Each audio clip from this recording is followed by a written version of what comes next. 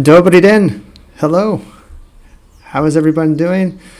Меня зовут Matt Thompson. Я атташе по вопросам культуры, прессы и образования в американском консульстве в Екатеринбурге. Я всегда начинаю говорить по-русски, потому что, может быть, это ваш первый раз с нами. Но вообще эта программа на английском, потому что это наш смысл изучать английский. Правда? Okay, so let's get started. Today we have a really great program. We're going to go over some everyday language that we use as Americans. We're going to talk a little bit about slang or idioms connected to American football. Do any of you know much about American football? Maybe not. It's okay. It's only played mostly played in the United States, a little bit in the United Kingdom and in Canada. And also today we have a special guest, Evgeniey Ефремовой from Ural Federal University. And we're going to talk about language learning. So, hello everybody. I'd like to say hello to Elena, Ethan, Alex, Bogdan, Yekaterina. Please give me a shout out. Say hello. This is also when I remind you, hey, there's Ilya. Nice to see you. This is when, if you have a question related to English, just send it to me. I can see it. And if I don't have time to answer it right then, I'll answer it right after the program. So let's get started with our presentation. We're going to talk a little bit about, what are we going to talk about? English you can use, yes. We're going to talk about polite phrases in the workplace. But before we start, I had a question for everybody. Because right now it's almost lunchtime. I'm a little bit hungry, and my wife just made chocolate chip cookies. And it got to me thinking, what is probably your favorite Russian dessert? I know there's lots of different cakes that have honey, but if you don't mind, send me in the comments section just what your favorite Russian dessert is. Something you can't find outside of Russia. It's usually only in Russia. Okay, we'll come back to that. So let's start with polite phrases at work. It's really important to use polite language. In Russian or in English, we don't have a formal tense like you do. So like you do, like if we used играть, you have играешь, but you have играете, which can mean many people, but it also could be formally when you speak to someone. And I remember when I learned about this type of, learned about this in Spanish and also in Bulgarian, I thought it was very strange to use a specific grammatical tense to speak to people formally, because we don't really have that. But we do have constructions that are formal in English, and it's really important you know these, because if you don't, you can come off a bit rude, or it can maybe make people feel like you're a little bit aggressive. So, let's learn. Alex says, I love pie. Well, какой pie? Какой пирог? Honey pie. Okay, Maxime, nice to see you. Let's work with this one. All right, you're in an office and you disagree with someone's point of view or their opinion. It's important that in an office setting you don't say, I disagree with you. You can say that, you can be that direct, but there's a couple different phrases that you might hear people use. So, for example, I see what you mean, but I see your point, but I understand where you're coming from, but. So these might not be natural, but I would, if afterward I'm going to post this PDF so you can use it, learn these phrases. It shows that you're listening to them, and you can see the constructions are clear, probably if you speak English pretty well, but maybe you wouldn't think. It makes me remember when I was learning Russian, I'd learn «с моей точки зрения» or «по моему мнению» or «по вашему мнению». These are important things that kind of make your English or your language a little bit more refined. So use this one for disagreements. Next one. Chicken and potatoes for Napoleon cake. I'm looking at the comments coming in. Napoleon's good. Declining something. So if you're in an office or you're at work and someone asks you to do something but you just can't do it, there are some ways you will hear people be polite about their response. So for example, I'm afraid I can't do that. And I don't know if this is the same as in Russian, so maybe you can tell me if this is "Я боюсь, что я не смог," or "Я не могу." It doesn't mean you're actually afraid, literally. It just means it's just a polite way of saying no. So I'm afraid I can't do that. Viola from Minsk. We have people coming all the way from Minsk today. That's great. Second one, I'd love to, but I can't. So that first part is really important. I'd love to do this, but I can't. And then lastly, I'm sorry, but I don't think I can. Does that make sense? So those are 3 ways you can decline or say no to somebody with being polite, especially in an office setting. And lastly, let's get another one. Requests. This is really important because I've noticed this sometimes. I know Russians can be very direct in their language. Do this, do that. And Americans can too, but in formal settings or in more office settings, you want to be very careful how you phrase things. So in our office, I know that people would use this. Would you mind sending me that email? Would you mind? It's very light. It's like, maybe could you do this? Another one is, could you possibly send me? Another way of doing it. And then, do you think you could send me? So you're seeing there's a lot of tenses going on in these phrases. They're very light. I like it. It's like someone tiptoeing into a room. It's so gentle language. So look at these ones too. Would you mind sending me, or would you mind? Could you possibly? Do you think you could? And maybe this sounds really too delicate in Russian, but in English it sounds nice. So I would encourage you to remember those. Okay. So this is my tip here, cultural moment. Americans tend to be friendly, polite, and helpful to colleagues and even strangers. But it's important that you master a few polite phrases such as would you mind or I would like, I'm afraid I don't understand, in order to strengthen your relationship with colleagues. So if I don't know somebody on the street, I would say, and someone said something in English and you didn't understand, I would say, I'm afraid I didn't catch that, or I'm not sure I understood you. At restaurants, I always use the phrase I would like. I don't say I want. I would like, я хотел бы, but I don't know if that sounds good in Russian. So keep this in mind. Americans are quite friendly. They like to be charming. They like to talk to anybody, even if they don't know them. As I've talked to many people in Eastern Europe and in Russia, in the US, it's totally okay to talk to a stranger on the bus. Here, I've tried it, and people look at me like I'm a little off, a little strange. So if you go to the US, feel free to talk to strangers. Smile. So now we're going to talk a little bit about American football. This is really important. Americans throw these types of words in all the time. American football is the top sport in the United States in terms of money and people participating and fans. And you got to know these a little bit to understand the context of the sentence or the conversation. So here's something you can learn and take away from today. Game plan. Game plan is a strategy for achieving an objective. You might hear this in a sports context or even an office context. So the boss will come in and say, all right, what's the game plan? What are we going to do? Any office setting will use game plan. And that is connected to American football, where you come into a game and you have specific plays that you have to run and do and perform in order to win. So there's always a plan. Monday morning quarterback.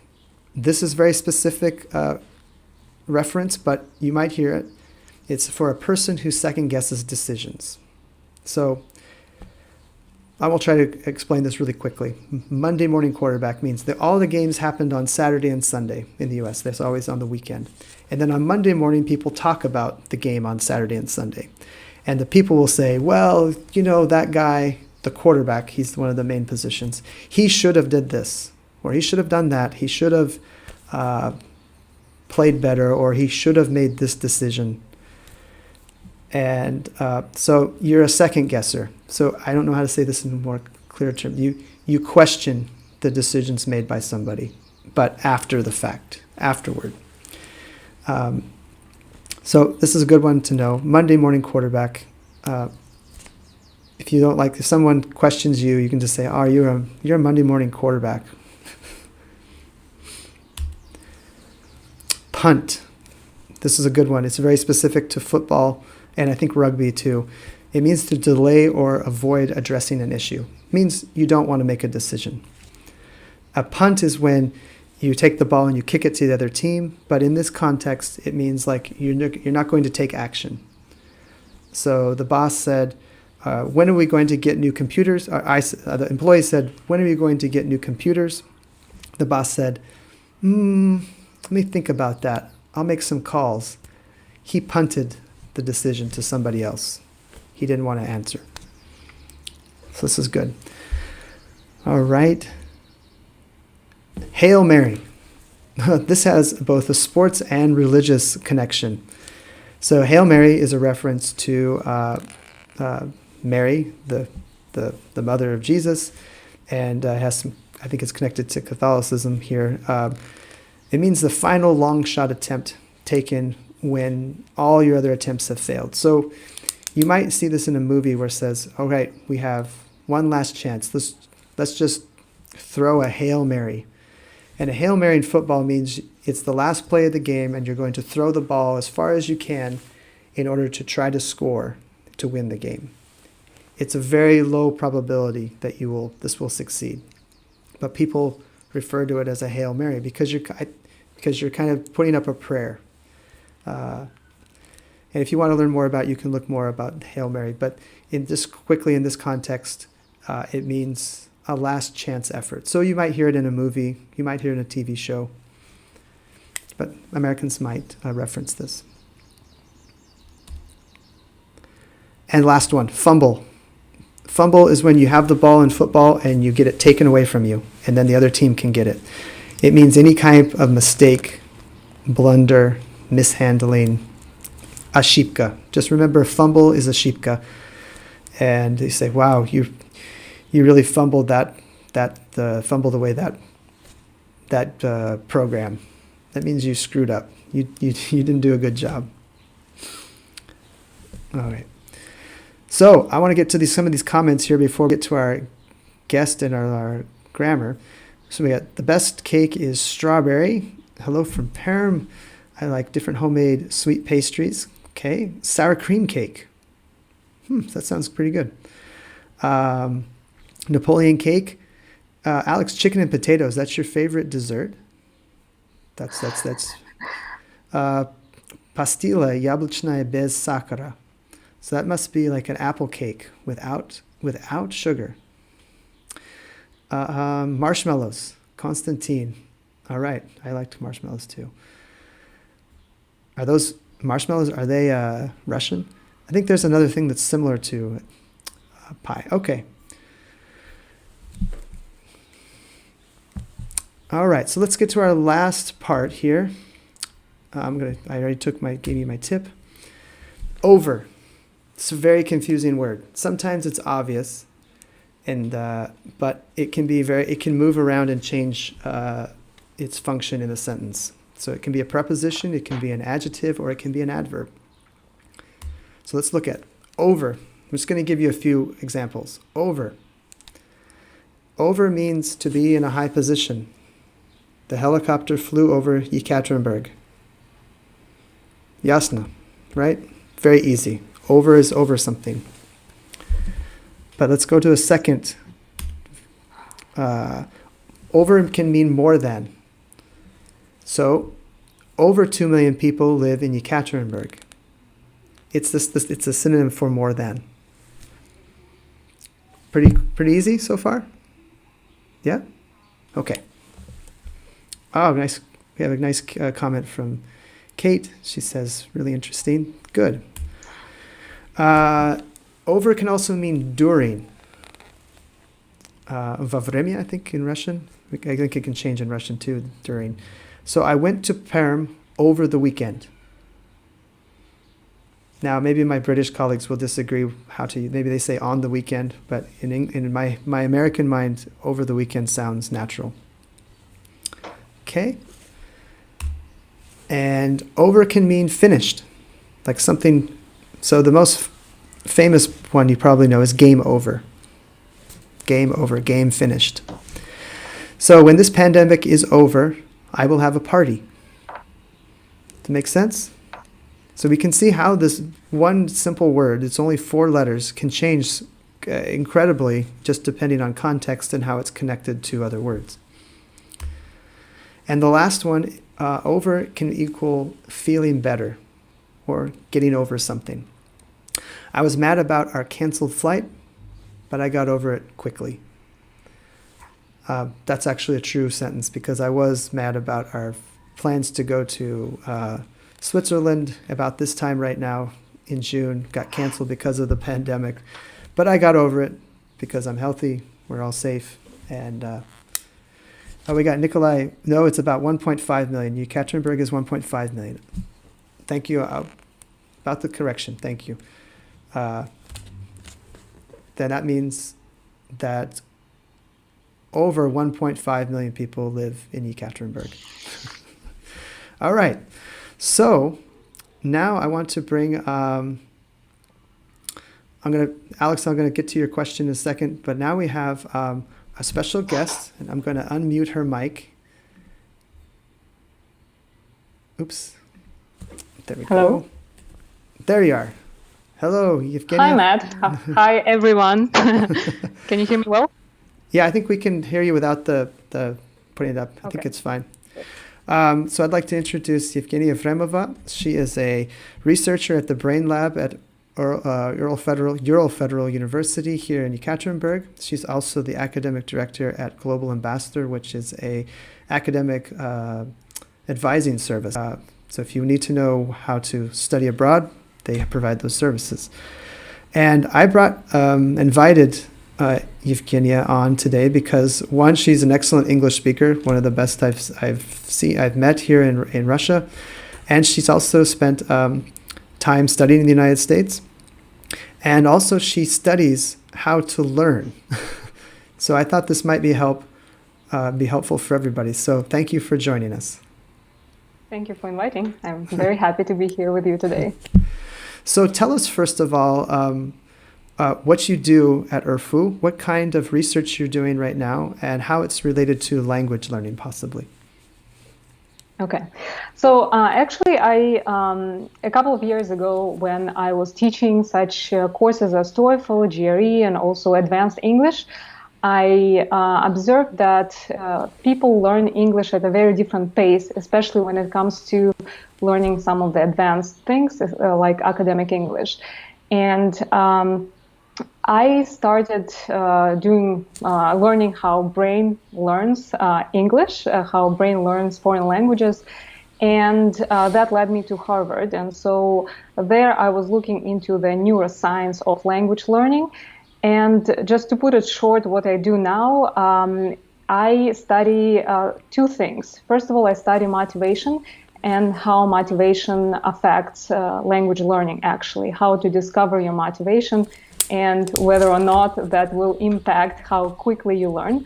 And also, I'm looking at what brain processes sort of influence how quickly you learn the language. So that's a very short introduction into the research. Fascinating. I think you're right. There's cognitive issues and there's also motivational issues when learning a new language.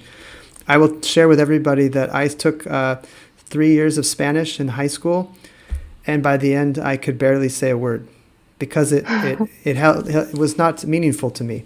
But when I entered the State Department, they said, you're not going to Russia, you already speak Russian, we're not sending you to Eastern Europe, we're sending you to Mexico. So you need to learn Spanish very quickly. And I became very motivated to learn Spanish, and I could speak okay by the end of 6 months. That's exactly the point. Yes, motivation is a very important thing in learning in general, not just the languages. Hmm. So you, I want to make sure I get this correct. Evgenia has extensive experience in studying in the U.S. She was studied for 2 years in a private exchange program in Portland, Oregon. And then she returned and studied at Mount Holyoke College, a very good school in Massachusetts, where she received bachelor's degrees in economics and Chinese. And then just a few years ago, recently, she returned to Harvard, and she returned to Massachusetts and studied, completed a 1-year program at the Graduate School of Education at Harvard, which is a... So what can you tell us about studying in the U.S. or studying abroad in general, how that can change your outlook on life? Yes, that's I think it can completely change your outlook on life because, as Wittgenstein says, the language you speak means the limits of your words. So the more languages you speak, the more culture you are exposed to, basically a completely different life experience you have.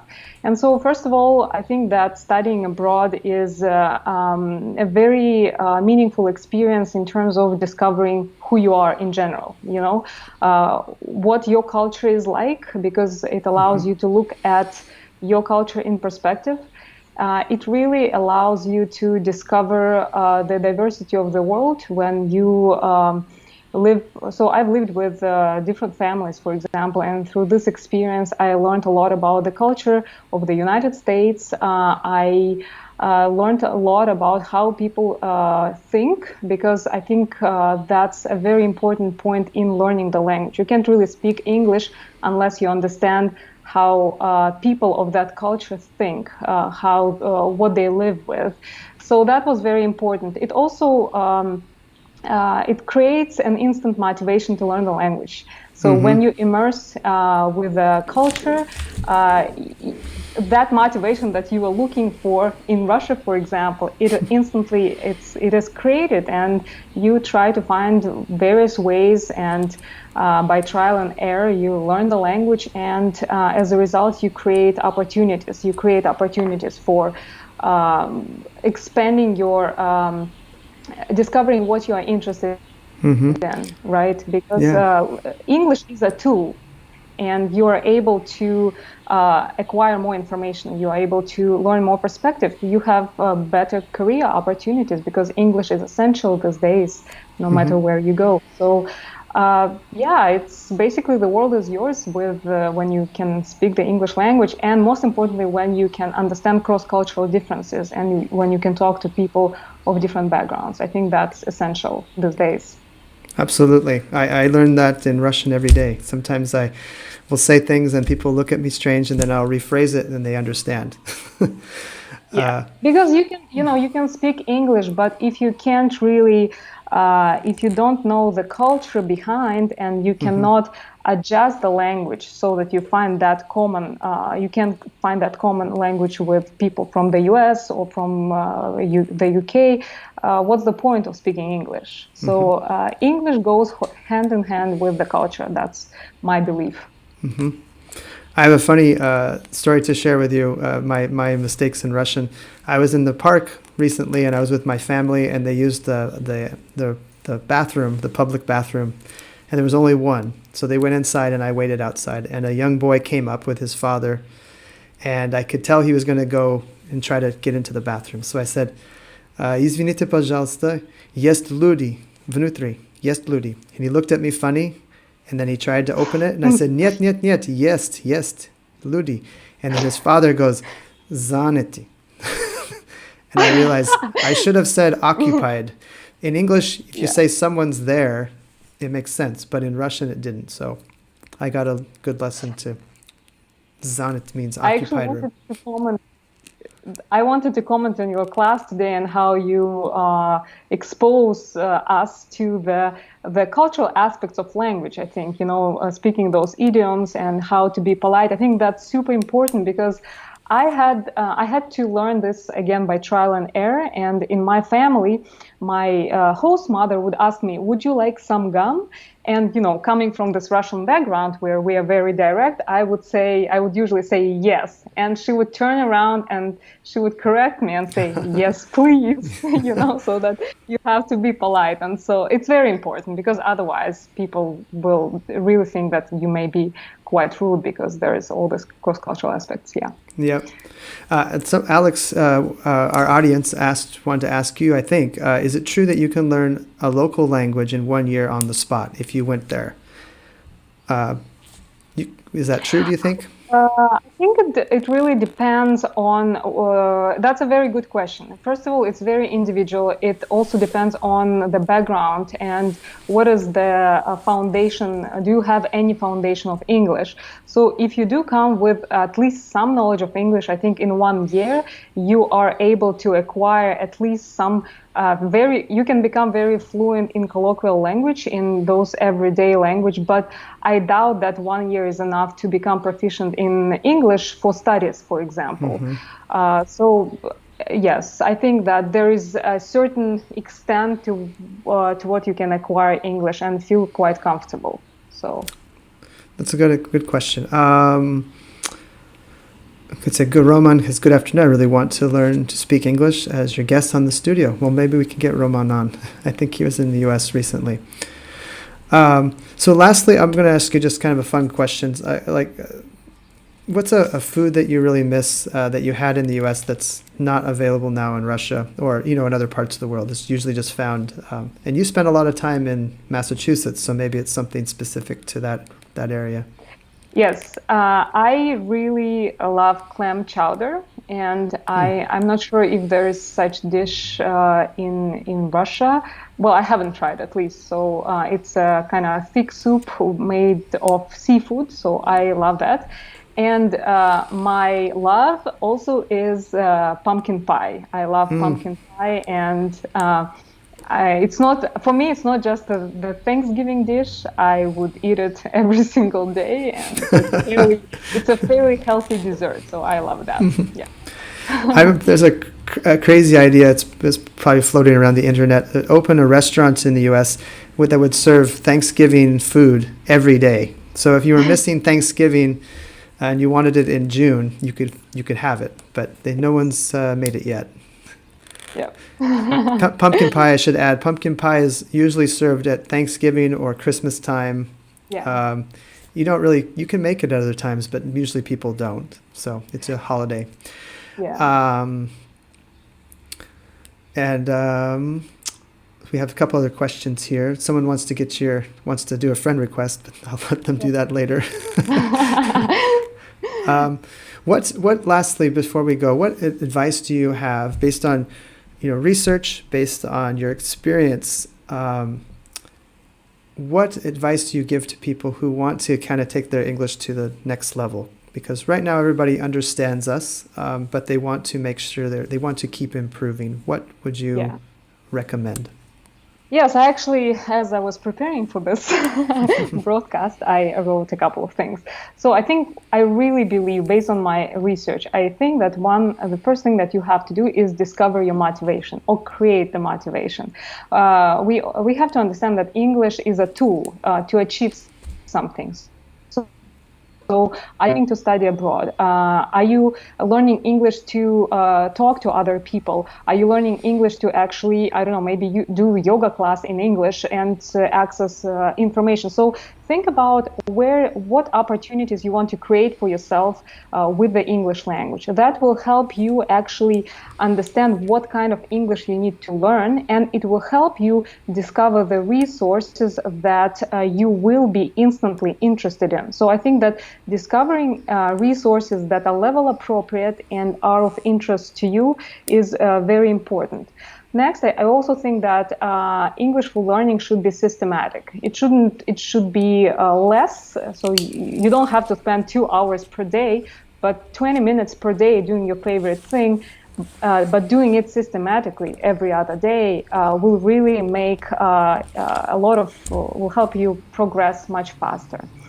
And also, I think that using active skills. So we all love listening, reading, because that's easy. That's how we are used to learning English. And so when it comes to speaking and writing, we feel challenged and we instantly don't want to do this. So actually forcing yourself to speak is very important, and forget about grammar, forget about making mistakes. I think that a lot of people are really stressed out that you will be judged by how you use grammar. But it's actually, the brain says that you can't use grammar perfectly. There is not enough brain power to do so if the language level is fairly in advanced, right? So forget about it and try to speak as much as possible, and you will see that you can progress much, much faster, and you will enjoy the process. So be a parrot. Yeah. I 100% agree with all of that. The grammar is important in over time, but it doesn't, if it doesn't interfere with what you're trying to say, it does not matter. And people need to be brave just to try. I make a fool of myself every day in the park or in the store, whether it's произношение or it's grammatica. Yes. So keep trying. But I'm sure that's how you progress very quickly. Yes, it is. That's well, thank you. Your Russian is so good, Matt.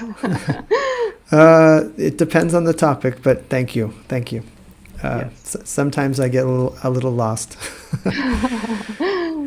Well, we really enjoyed you being here today. I hope we can have more guests in the future. You had a lot of comments here. We'll get to them later. And if you want to jump on our site, you can answer them directly if you want in a few minutes. So go ahead. Thank you, Matt, for having me. And I wish everyone to visit your classes, because that's another cultural aspect that is super important. So thank you for giving us this great opportunity. Thank you. And we'll talk soon. Stay safe, and we'll be in touch. Thank you. Thank you. Right. Have a great day, everyone. You too. So that is our program. We went a little longer today, but I think it was kind of fun. This is the second or third time we've had a guest, and it was a lot of fun to hear Evgenia's advice and recommendations on how to learn English. If you have comments, questions, if you want to say, I like this part of the program, but I hate this other part, let us know. I want to hear from you. I look through every single comment. So I also want to give a plug. Do you know what that means? It means a reklama, the plug. Our program on Thursday night, 8 часов, here in Yekaterinburg, we will have an interview and performance with two members of an a cappella singing group in New York City, Blue Jupiter. They're really, really fun, nice people. So join us at 8 o'clock for that on Thursday. And until then, keep sending me comments about what topics to cover, and I will see you again next Tuesday. Вторник. Okay. До скорого. Пока-пока.